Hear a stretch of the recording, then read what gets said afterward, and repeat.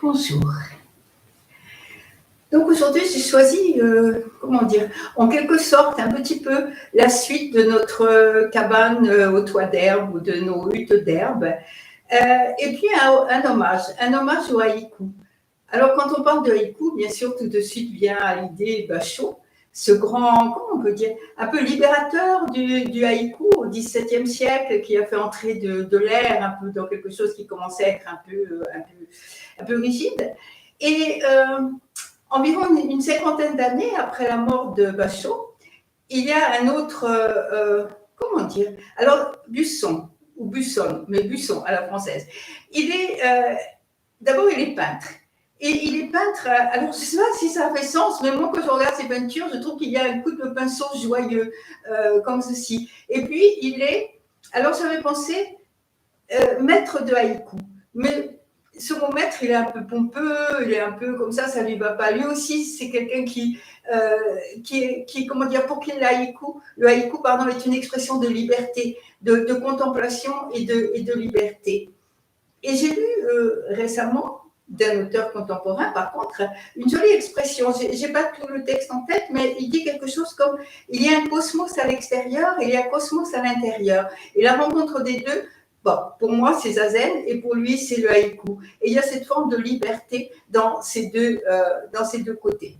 Donc, parce que j'ai relu, je viens de retrouver dans une bibliothèque ce livre. Voilà, et je l'avais lu il y a longtemps, et puis après il a subi le destin des livres, il est apparu et puis il a redisparu. Et j'ai lu ce livre et donc j'ai eu envie, ça parle de hutte d'herbe dans l'introduction, et j'ai eu envie de partager quelques passages avec vous. Au pied du mont Hiei, il y a un temple zen, le Konpukuji. Les gens l'appellent le temple de la hutte de Bachot. Près d'un escalier d'une vingtaine de marches par lequel on accède au sentier qui gravit le mont Hiei, il y a une butte connue comme étant l'emplacement de la hutte au toit d'herbe de Bachot. Dans cet endroit, recouvert d'une mousse verte, recélant des traces de pas d'il y a 100 ans, règne la quiétude et la sérénité. On a l'impression que dans la forêt sombre de bambous traîne encore la fumée de la bouilloire à thé du maître. L'eau coule, les nuages sont immobiles, dans les arbres antiques les oiseaux dorment. Devant ce spectacle monte la nostalgie de jadis. L'endroit n'est pas très éloigné du centre de la capitale, de la lutte pour le renom et le profit. Pourtant, le paysage exclut complètement la poussière de la ville. Des poules et des chiens s'interpellent de l'autre côté de la clôture en bambou. Un sentier de bûcherons et de buviers passe devant le portail. Tout près, il y a une petite cabane où l'on peut acheter des pâtés de soja et un peu plus loin, une échoppe qui vend du saké. Il est commode de s'y approvisionner pour quiconque vient passer ici une demi-journée afin de profiter de la quiétude. Quand et pourquoi a-t-on commencé à l'appeler la hutte de Bachot ? Chaque fois que j'ai interrogé, soit un garçon coupant les roseaux ou une femme battant le blé, ils ont pointé le doigt vers cette butte en disant que le nom devait être ancien, mais qu'ils ignoraient pourquoi on l'appelait ainsi. J'ai fini un jour par apprendre qu'autrefois vivait dans le temple un moine nommé Tesseux qui avait construit là une hutte d'herbe où il menait une vie humble, faisant lui-même sa cuisine et sa lessive. Auprès des éventuels visiteurs, il s'excusait de ne pas sortir et restait caché à l'intérieur. Lorsqu'il lisait les poèmes du vieux maître Bachot, ému aux larmes, il comprenait combien est précieux cet état où, détaché du monde de poussière, on parvient à l'éveil.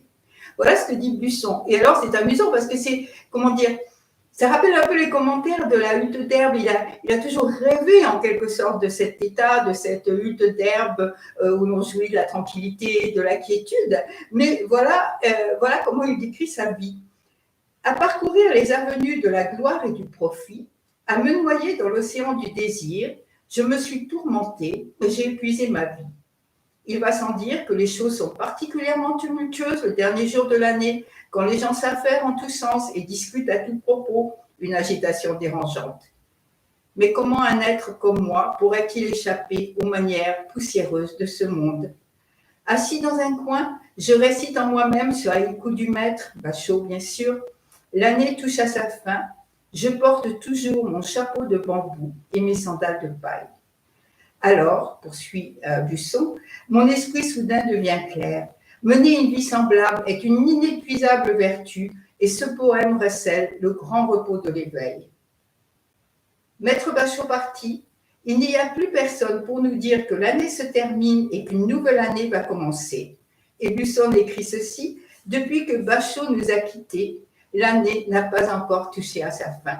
Je trouve que c'est beau cette idée que ce sont les poèmes en fait, et les poètes et les écrivains d'haïku qui vraiment rythment le début et la fin de l'année. Mais tout touche à sa fin et ainsi, à l'aube du 24e jour du 12e mois de 1783, à l'âge de 67 ans, comme dans un sommeil paisible, s'est terminé le séjour de Busson dans ce monde flottant.